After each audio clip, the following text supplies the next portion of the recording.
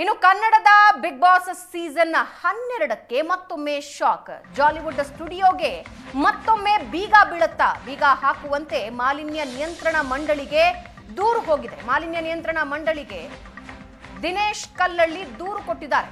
ಅನುಮತಿ ಪಡೆಯದೆ ಜಾಲಿವುಡ್ ಸ್ಟುಡಿಯೋ ಕಾರ್ಯನಿರ್ವಹಣೆ ಮಾಡ್ತಾ ಇದೆ. ಮಾಲಿನ್ಯ ನಿಯಂತ್ರಣ ಮಂಡಳಿ ಆದೇಶ ಕಡೆಗಣಿಸಿದ್ರೂ ಕೂಡ ಅನುಮತಿ ನೀಡಲಾಗಿದೆ. ಜಾಲಿವುಡ್ ಸ್ಟುಡಿಯೋಗೆ ರಾಮನಗರ ಡಿಸಿ ಅನುಮತಿ ಕೊಟ್ಟಿದ್ದಾರೆ.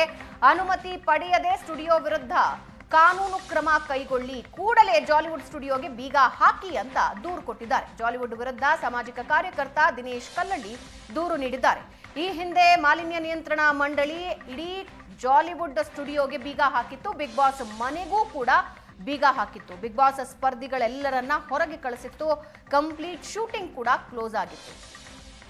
ಅದಾದ ಮೇಲೆ ಅವಕಾಶವನ್ನ ಕೇವಲ ಬಿಗ್ ಬಾಸ್ ಮನೆಗೆ ಮಾತ್ರ ನೀಡಲಾಗಿತ್ತು.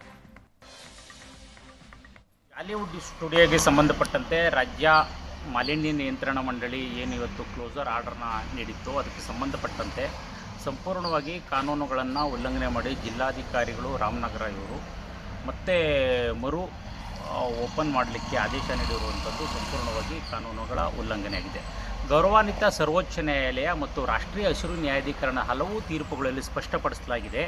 ಈ ರೀತಿ ಮಾಲಿನ್ಯ ನಿಯಂತ್ರಣ ಮಂಡಳಿಯ ನಿಯಮಗಳನ್ನು ಉಲ್ಲಂಘಿಸಿದಂಥ ಪ್ರಕರಣದಲ್ಲಿ ಕ್ಲೋಸರ್ ಆರ್ಡರನ್ನು ನೀಡಿದಂಥ ಮಾಲಿನ್ಯ ನಿಯಂತ್ರಣ ಮಂಡಳಿಯ ಈ ಆದೇಶಕ್ಕೆ ರಾಜ್ಯ ಉಚ್ಚ ನ್ಯಾಯಾಲಯ ಅಥವಾ ರಾಷ್ಟ್ರೀಯ ಹಸಿರು ನ್ಯಾಯಾಧಿಕರಣ, ಮಾನ್ಯ ಸರ್ವೋಚ್ಚ ನ್ಯಾಯಾಲಯ, ಪರಿಸರ ಮಾಲಿನ್ಯ ನಿಯಂತ್ರಣ ಮಂಡಳಿಯ ಅಫಿಲಿಯೇಟ್ ಅಥಾರಿಟಿಯವರು ಮಾತ್ರ ಮತ್ತೆ ಮರು ಓಪನ್ ಮಾಡಲಿಕ್ಕೆ ಅವರಿಗೆ ಅಧಿಕಾರ ವ್ಯಾಪ್ತಿ ಬರುತ್ತೆ.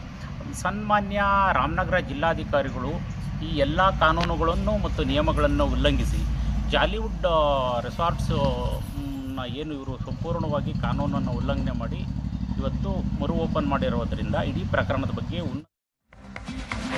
ಜಾಲಿವುಡ್ ಸ್ಟುಡಿಯೋ ಈಗಲೂ ಕ್ಲೋಸ್ ಮಾಡಲಾಗಿದೆ. ಕೆಲ ವಿಷಯಗಳಲ್ಲಿ ಜಿಲ್ಲಾಡಳಿತ ತೀರ್ಮಾನ ತೆಗೆದುಕೊಂಡಿದೆ. ದಿನೇಶ್ ಕಲ್ಲಳ್ಳಿ ದೂರು ಬೆನ್ನಲ್ಲೇ ಸಚಿವ ಈಶ್ವರ್ ಖಂಡ್ರೆ ಮಾತಾಡಿದ್ದಾರೆ. ಜಾಲಿವುಡ್ ಸ್ಟುಡಿಯೋ ಈಗಲೂ ಕ್ಲೋಸ್ ಆಗಿದೆ. ಕೆಲವು ವಿಷಯಗಳಲ್ಲಿ ಜಿಲ್ಲಾಧಿಕಾರಿಗಳು ತೀರ್ಮಾನ ತೆಗೆದುಕೊಂಡಿದ್ದಾರೆ ಅಂತ ಈಶ್ವರ್ ಖಂಡ್ರೆ ಇದಕ್ಕೆ ಪ್ರತಿಕ್ರಿಯೆ ಕೊಟ್ಟಿದ್ದಾರೆ. ಸ್ಟುಡಿಯೋ ಈಗಲೂ ಇವತ್ತು ಕ್ಲೋಸರ್ ಆರ್ಡರ್ ಕೊಟ್ಟಿದ್ದಾರೆ, ಕ್ಲೋಸೇ ಇದೆ.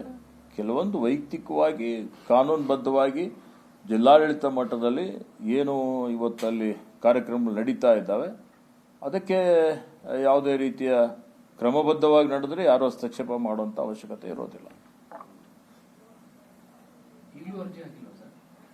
ಅದರ ಬಗ್ಗೆ ನನಗೆ ಮಾಹಿತಿ ಇಲ್ಲ.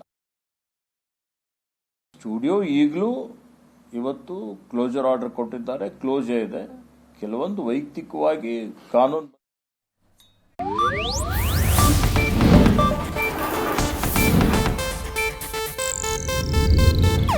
ಇದು ಏಷ್ಯಾನೆಟ್ ನ್ಯೂಸ್ ನೆಟ್ವರ್ಕ್ ಪ್ರಸ್ತುತಿ.